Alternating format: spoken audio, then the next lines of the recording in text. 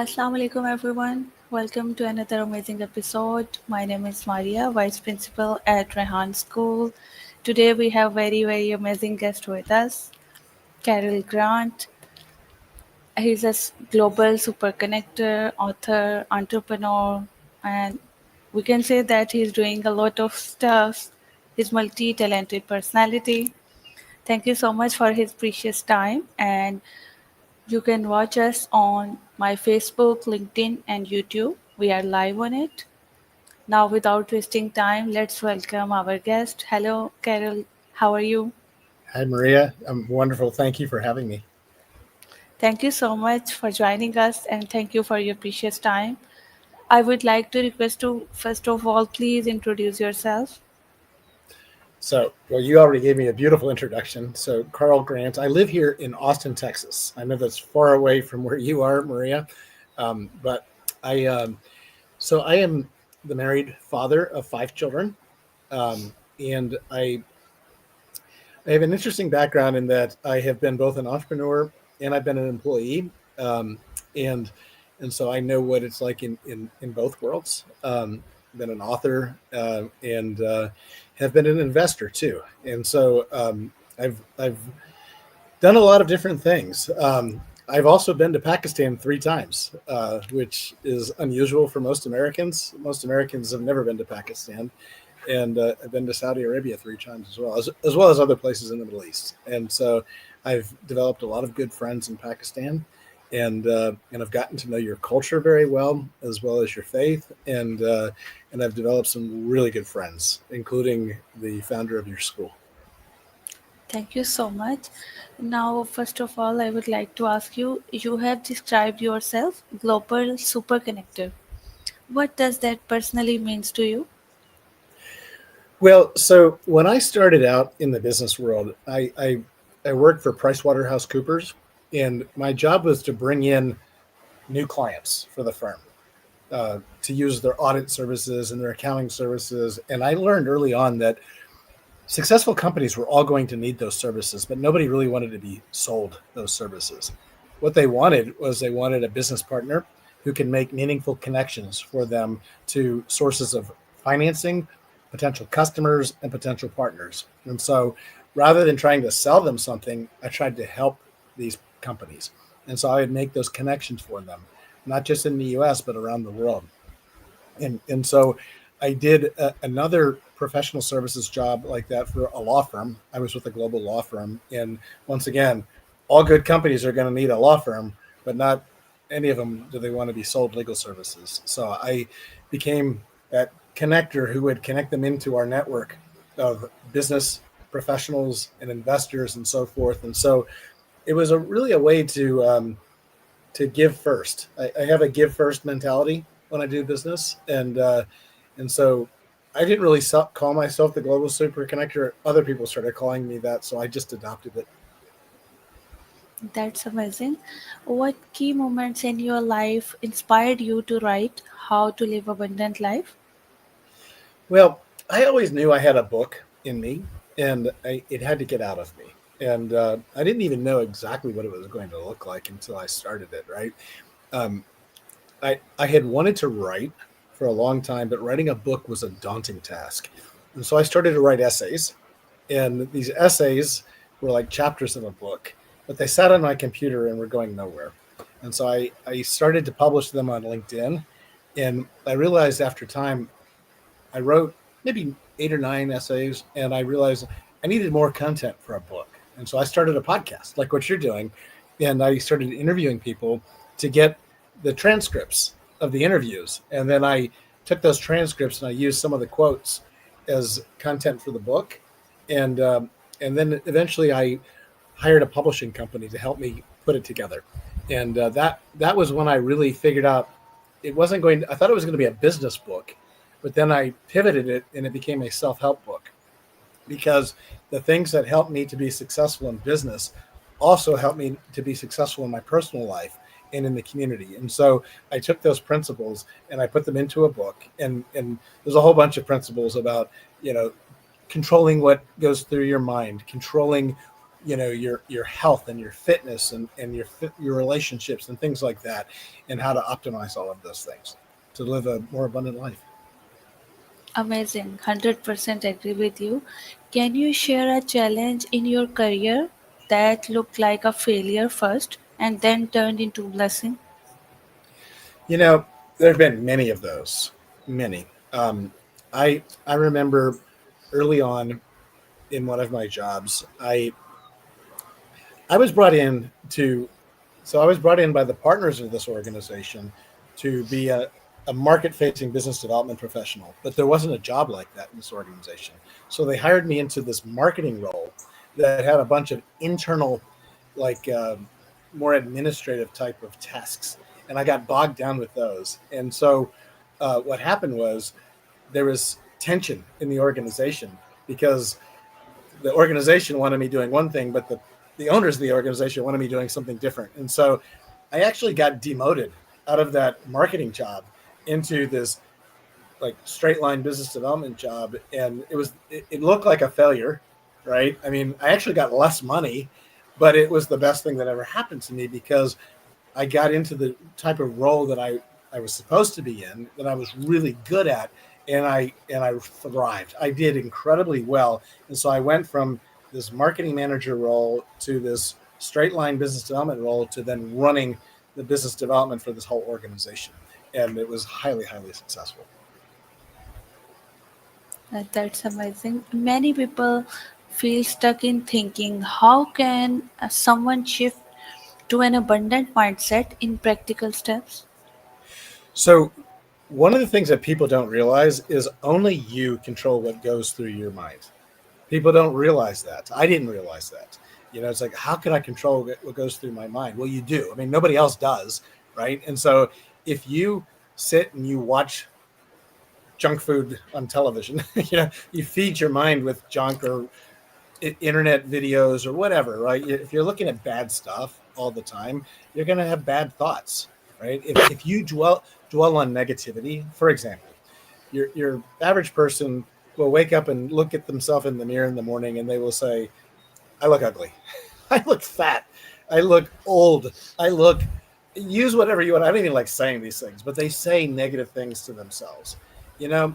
And what happens is if you think that and then you say it, you're giving life to that thought, right? And so if you walk around, I have people I know who walk around, people my age, that say, I'm old. And I'm like, don't put that on me. Like I'm living my best life. I am not, I'm not buying what you're saying. I'm getting better every day, right? Because I choose to believe that. I'm just the same age as them, but I'm not old because I refuse to be, right? I refuse to be sad and depressed and happy. You know, I want to be happy and joyful. And so how do you practically do that? And so one of the things I've done, and one of the things I love about the Pakistani culture is that your culture is one of faith. You people have faith, right? It's a little different than our faith here, but it's not that different. It's about 70% the same. And so, what I have chosen to do is my wife and I, we have the Word of God. We have scriptures that we not only do we read, but we speak them out loud. So we take promises from the Word of God, and we claim them. We claim those promises, right? And we claim them out loud, and we give life to those words, just like the person who wakes up and says, I'm tired, I'm old, I'm fat, I'm ugly, whatever. I'm not that. I'm everything that the Word of God says I am, and I give life to those words. And what happens when you give life to those words, you speak them into existence, and you start to remember these words. And so when a lie comes through your mind, a negative thought, you can replace it with a truthful thought. And so I'm just reprogramming my brain every day, and it works. And so even if you're not a person of faith, you can have positive affirmations or positive thoughts that you put into your mind. You are what you program. Just like, you know, when you eat, you've heard the saying, you are what you eat. If you eat, potato chips and drink sugar soda and eat candy all day, you're feeding yourself junk, right? But if you eat like you do in Pakistan, chicken and vegetables and good healthy food, then you're going to have a healthy body. You're filling your body with healthy things that are going to help you look better and feel better. It's the same way with the mind. I think everyone should do this. I agree. You have worked with big firms like PwC, Cooley. What lessons from environment shaped your leadership style? I think you need to not everybody's going to be like you, right? When you get into like PricewaterhouseCoopers has 165,000 employees, right? Only a certain percentage of those think and believe and act like I do, and so you have to deal with a very diverse workforce. And if you can't learn how to find common ground with people, you're going to have a really hard time getting along in a big organization, right? And so I might have somebody who has completely different political or religious views from me, but if I dwell on those differences, I'm going to have tension and conflict, right? It's just like a Muslim and Christian get together, and if we focus on the things that we disagree on, we can we could go to war, right? I mean, it's crazy, but or we can say, hey, there's actually like 70% of the stuff that we agree on. Let's focus on that, and let's find common ground amongst us, and that's what I've tried to do in building. I speak over in the Middle East regularly, and I'm speaking later this month in Pakistan. Actually, I'm going to do it virtually this time. I love to come there, but it's very expensive and it's far, so I'm going to do it virtually this time. But I talk about building bridges, building bridges in business, in the community, and in faith. And so I have a talk I'm going to give. I have to fit all that into 10 minutes. But if you can't understand somebody's culture, understand somebody's beliefs, it's going to be hard to do business with them, right? I mean, because I think your average American could go to Pakistan and go, oh, they look different than me, they dress different than me, they believe different than me, they're different, and you put them in a different category. Yeah, how are you going to get anything done if you get beneath the surface and you say, let's find out who you really are, you know, underneath the hijab or whatever dress that they're wearing, and say, who is that underneath there, and you figure out who they really are. They're just another person who cares that they got to wake up and eat and go to the bathroom and take a shower and exercise and do the same things that I do. They're human beings. They have a mother and father. They're probably going to have a husband or wife, and they're going to have children, and they care about those people, right? They're going to want to get educated, right? So let's focus on those things that we have in common, and then build upon that. I hope that answered your question. Yes, amazing answer, and that's true. Your show is really amazing. Thank you.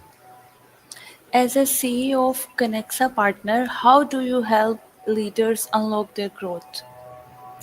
So we have changed the name from Connexa Partners to Rainmakers Group, and Okay. I think that's a little better name.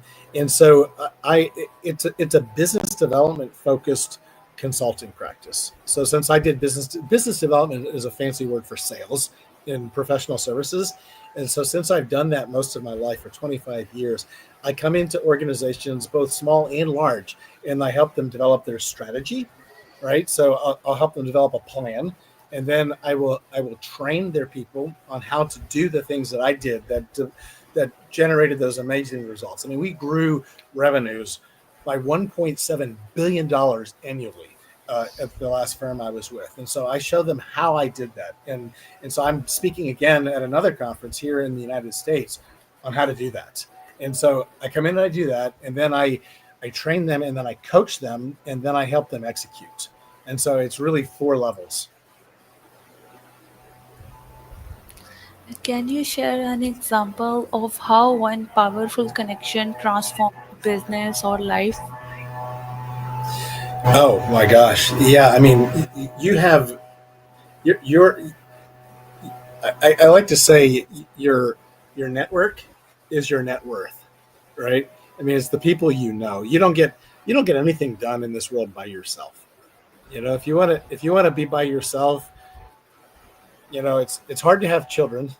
It's hard to have community uh, in the work world. You certainly can't have customers and employees by yourself, right? And so I there was one gentleman I met who became a friend of mine, and I referred business to him when I was at PricewaterhouseCoopers, and he was one of the partners who was the first East Coast office of Cooley, a gentleman named Mike Lincoln, in case he sees this, and uh, and he invited me to come over to Cooley and to join the firm, and I was there for 20 years. That was a 20-year career relationship. One person. I mean, it was a whole company I served, but one person brought me in there. And when I look at now that I have my own company, I have one person who will introduce me to a company that becomes my client, and they become my client for 2 years. I mean, so every one of those single relationships, and you never know who those relationships are going to be. And so I encourage your listeners to treat every relationship like it's the only relationship you have, because you just never know who is going to who you're going to be able to bless first and foremost. Always think about that. Don't think about yourself. Think about what you can do for that other person and be that blessing to the other person like that person was to me, right? And by blessing others, you in turn will be blessed. And so as much as you can, try to be a blessing to others as you go throughout your day. That's amazing and wonderful advice for everyone. What are some underrated networking strategies that most people overlook? That's an interesting question because I didn't I learned this by doing it, right? And so the strongest connections that you can have with people are on a cultural level or a religious level. And most people don't know this. So in the United States, people tend to want to be politically correct and not talk about cultural differences or religious differences and things of that nature, because they're touchy topics. And I realized early on that those are the things that glue people together, right? The Pakistani culture is unique. It's a unique culture, and I understand it. And so, you know, I embrace that culture and I embrace different cultures. And so I'll give you examples. When I started out at Cooley, I had a partner that was a member of this group that was called I think it was the Jewish High Tech Council. And I'm not Jewish. He was. I'm his friend. And by nature of being his friend, I got invited into this group. And I realized that this group of business people were very tight knit and they like to do business with each other. And I realized that's a strong cultural and religious connection. We also formed this organization called the Iranian American Business Council. And the Iranians that live here in the United States are also very culturally aligned, religiously aligned as well, for the most part. And so that was another very powerful network. We helped form that organization and we became friends of that community as a result. We did another one called the Black Executive Network for Black entrepreneurs. I formed this organization called the High Tech Prayer Breakfast, which was a Christian organization. And those people had a religious connection with each other. Now, not all of these were done for business purposes, they were done for personal purposes, but those relationships were the strongest relationships ever. And so I have now developed cross cultural, cross religious organizations. I'm not doing it for business. But so I have this organization called Bridges of Faith, and it's a global Muslim Christian interfaith study that meets every 2 weeks. We have a private Facebook group, and then we meet and we study the Quran, the Hadiths, the Hebrew Bible, as well as the New Testament together, and we learn from each other. We pray together, and it's a beautiful thing. We've been doing it for over a year, and I've developed some really deep friendships, and it's been nothing but mutual respect and love. And I wish the whole world could experience what we experience on that meeting, because I feel like I'm not locked into just my Christian friends, but now I've got Christian friends and Muslim friends that are together, finding a connection together with that 70% that we agree on, and then we learn from each other on the other 30%. Amazing. If someone feel lost without purpose, what first step would you recommend? So another interesting question. So when I was growing up, I grew up, and this may be a foreign concept in your culture. Most people in Pakistan grow up in a faith tradition, right? It's a Muslim country, and you hear the prayer calls, and it's just part of who you are. Well, in America, it's different. America is a very secular society. You know, they call it a Christian nation, but it's not really. I mean, yeah, I mean, culturally people are Christian, but that doesn't mean they're really Christians, right? They might celebrate Christmas, but that doesn't make you a Christian, right? You might do Ramadan, it doesn't make you a Muslim, right? It's you know, do you believe? And so I had no belief. I was an atheist growing up, and when I was 24 years old, I became a Christian, and then 10 years later, I also read the Quran. And so I would say, if you feel lost and without purpose and alone, seek a relationship with God.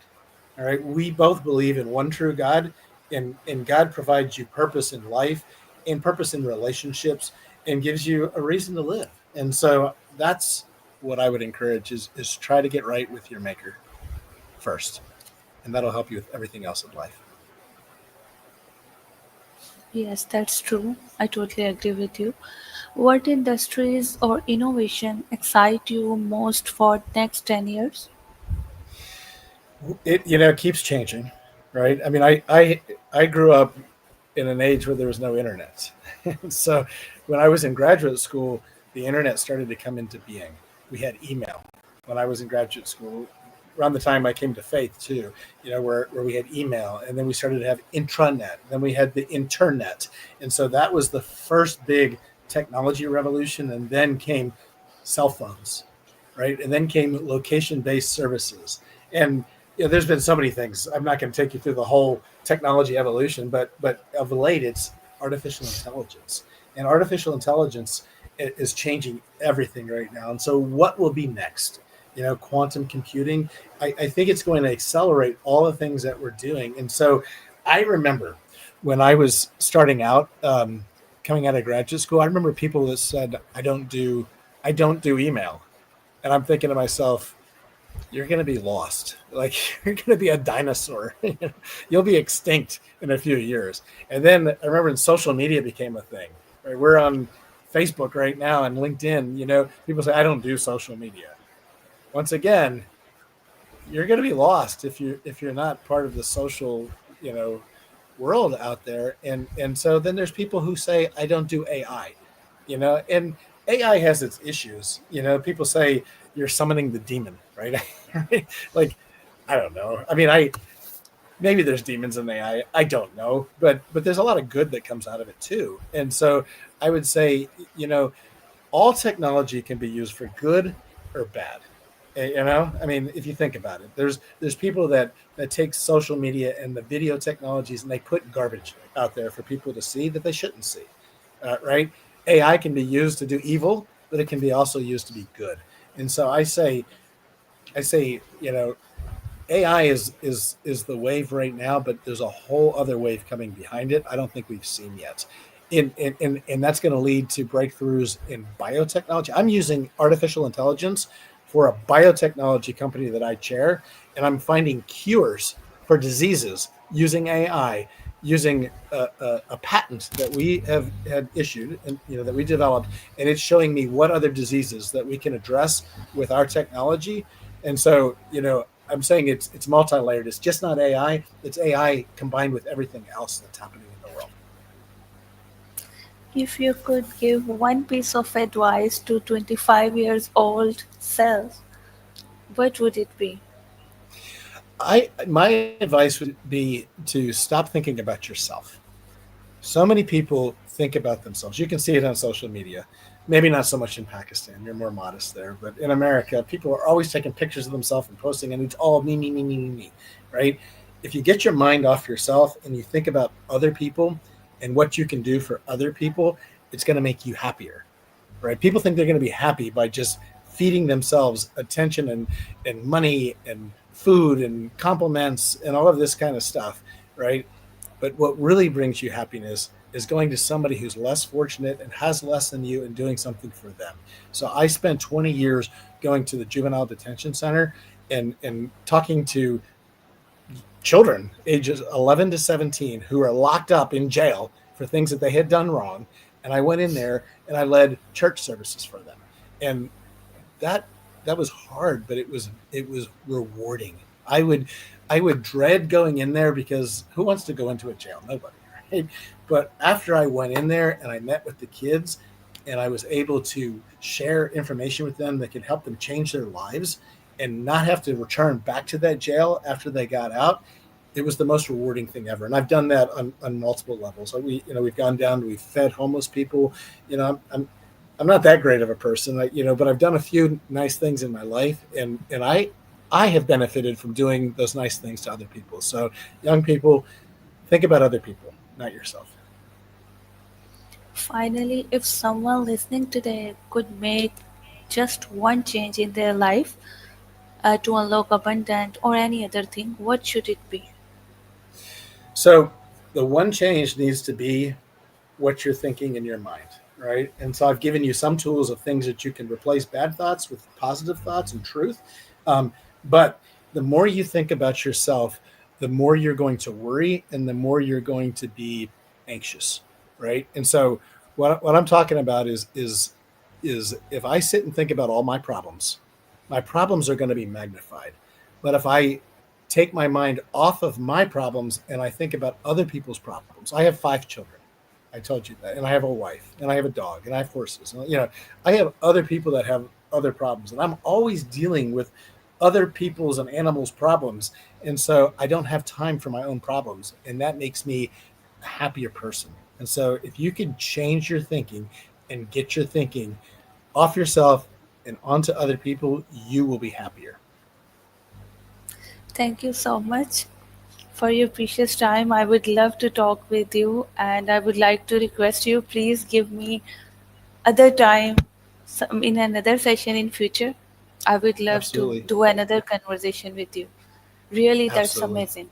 For my Maria, it's learning been a too, I pleasure. think, yes, and for audience learning too. You are amazing. Thank you Thank so you. So are much. you. All right. Take care. May Allah Bye always bye. bless you. See you soon. Bless you as well. Bye bye.